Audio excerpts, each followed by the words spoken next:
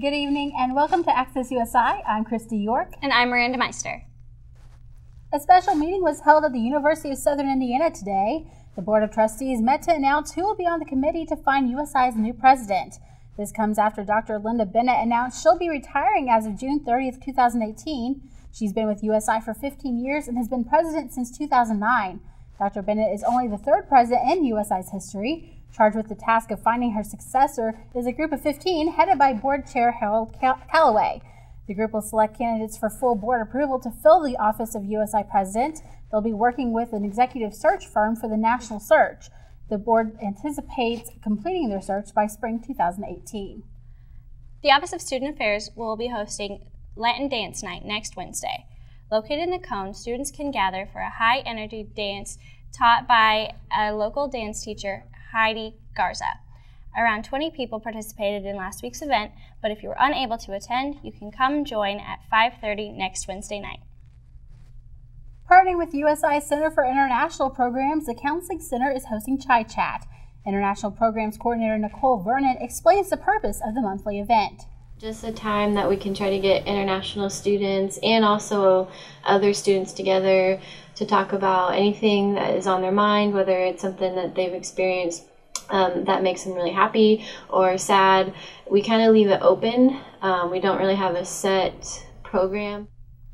Past topics have included acculturation, homesickness, and stress. Chai Chat is held the first Wednesday of every month at 11:30 in UC 2205. For more information, visit usi.edu/counseling center. Up next is Lexi Burkhart with our sports update.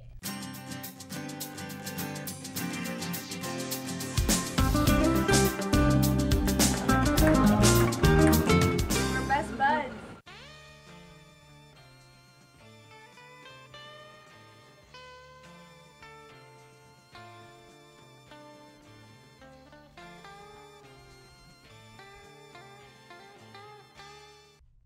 I'm Lexi Burkhart, and here's the sports update.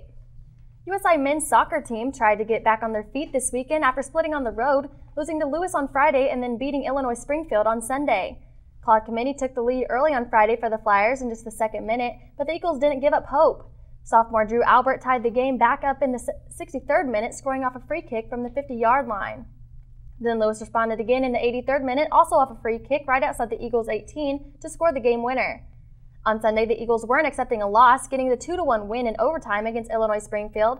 Sean Rickey claimed the game-winning goal with just 17 seconds to spare in double overtime. That win will take the Eagles' record to 2-5 in the conference and 4-5 overall. For the women's soccer team, they are going on a 5-game unbeaten streak after tying 4 of their last 5 games, making the record 2-1-4 for the conference. On Friday against Lewis, the Eagles couldn't find a way to get on the board after taking 19 shots and ended the game 0-0. Then on Sunday, they took the lead early against Illinois Springfield when Haley Rylander buried one in the 9th minute. But the Prairie Stars kept fighting, scoring late with just 3 minutes left to take the Eagles to their 5th overtime game of the year and ending with the score of 1-1. Both men and women's soccer team will return home this weekend, facing Quincy on Friday and Truman State on Sunday. The USI volleyball team will also return home this weekend looking for a win after going on a 5-match losing streak. The Eagles fell on Friday to McKendree in 3 straight sets, trying to keep the score close, losing 25-17 in the first set and 25-18 in the second and third. Then on Saturday, the Eagles struggled a little bit more, falling in 3 straight sets with scores of 25-16, 25-13, and 25-15. The women will play this weekend at the Pack against number 25 Rockhurst on Friday at 7 and Drury on Saturday at 3.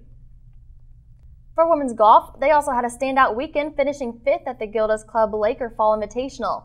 Senior Taylor Howerton was the only one to place top 10 with a +8 over par of 78 with a score of 152 for 7th place.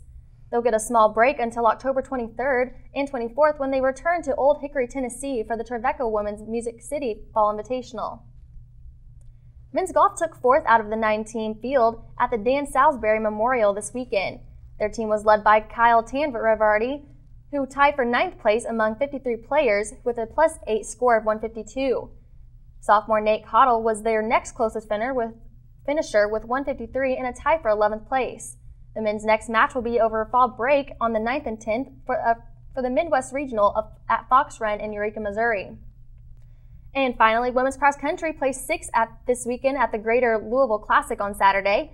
The Eagles had 2 top 10 finishes, with Michaela Boer finishing third with a time of 19 minutes and 29 seconds. Then finishing in fourth, Ellie Tejmald crossed the line a tenth of a second after Boer. The Eagles return to the course next Saturday when they travel to Romeoville, Illinois for the Midwest Region crossover. And we'll be back in just a minute with a look at what the weather will be like for this week's games.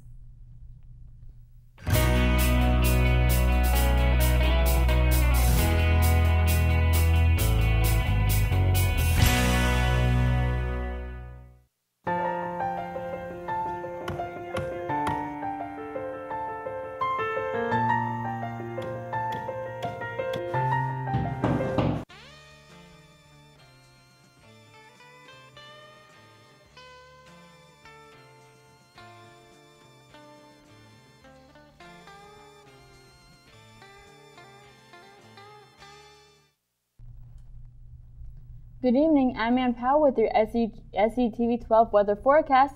Dry weather conditions will continue through the end of the work week.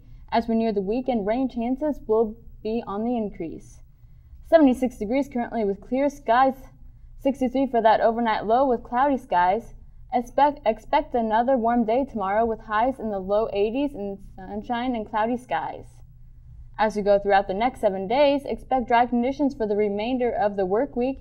As we go into the weekend, a low pressure system will bring rain chances and possibly some thunderstorm activity on Monday, which could be strong. Otherwise, expect 80s the next 7 days with cooler weather underway in the middle of next week. Christine and Miranda will be back with more news after the break.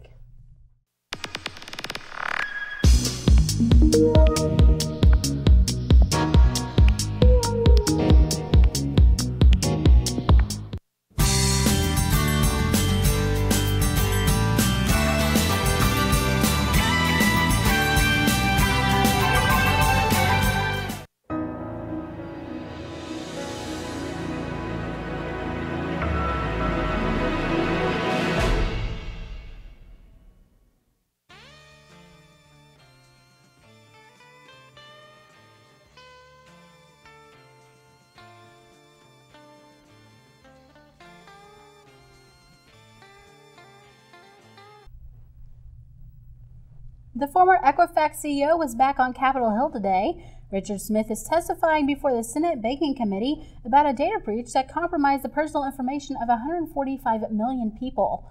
Oregon Congressman Greg Walden questioned how a breach this large could happen. How does this happen? And you know, we have colleagues that say we're going to, double the fines, triple the fines, put fines in, do all these things, but how does this happen when so much is at stake? I don't think we can pass a law that, excuse me for saying this, but fixes stupid. I can't fix stupid. Smith accepted responsibility for the breach and says Equifax will roll out a new service on January 31st that will allow consumers to lock and unlock their own credit files. This will reportedly give customers the power to control the access to their personal data. Following devastation in Puerto Rico, President Trump is defending and praising the federal government's response to Hurricane Maria. Visiting San Juan, Puerto Rico yesterday, Trump said many lives have been saved. The president talked to residents and received updates on relief efforts in Puerto Rico and the U.S. Virgin Islands. He also praised Governor Ricardo Rossello and said he didn't play politics after Hurricane Maria struck. Some Puerto Rican officials have been harshly critical of the government's response. In a brief encounter, the mayor of San Juan told Trump that hurricane relief efforts were not about politics. However, he didn't respond to Mayor Carmen Yulín Cruz when the two shook hands in San Juan. Trump accused Cruz of poor leadership on Twitter last week after she criticized the response to the hurricane. Authorities in Las Vegas are still working two scenes to try to figure out a motive for the deadliest mass shooting in U.S. history. Authorities said last night they have no reason to believe there was more than one shooter. Las Vegas police reportedly found 23 guns at the Mandalay Bay and another 19 at the home of the shooter. The shooting Sunday night left at least 59 people dead and almost 530 injured. Evansville is celebrating its 96th annual West Side Nightclub Fall Festival. Over 100 booths are lined on Franklin Street to raise money for their organizations. The types of food each booth carries varies, but some have their signature items. Each year, the nightclub releases their munchie map, telling visitors where they can find what. Spread across the West Side Branch Library lawn, you'll find rides and carnival games for children and adults. So with this being Fall Festival Week, there's a lot of strange foods being talked about. What is the strangest thing you've heard so far? The strangest thing I've heard is cricket suckers. That's pretty strange. What about you, Anne? I've heard something about crocodile. Crocodile. I've heard about the crocodile bites too. Apparently they're pretty good. What about you, Lexi? I still think the brain sandwich would be the weirdest one there. Yeah, that's definitely tops. I feel like that definitely gets a lot of national attention. For me, I know a lot of people say it's really good, but I just haven't tried the pork parfait yet. Sounds like there's a concoction of all kinds of different things, but no matter what you get, it all goes towards nonprofit organizations, so that's a great thing anyway. Anyway, we are done for this evening. Join us next week at 7:30.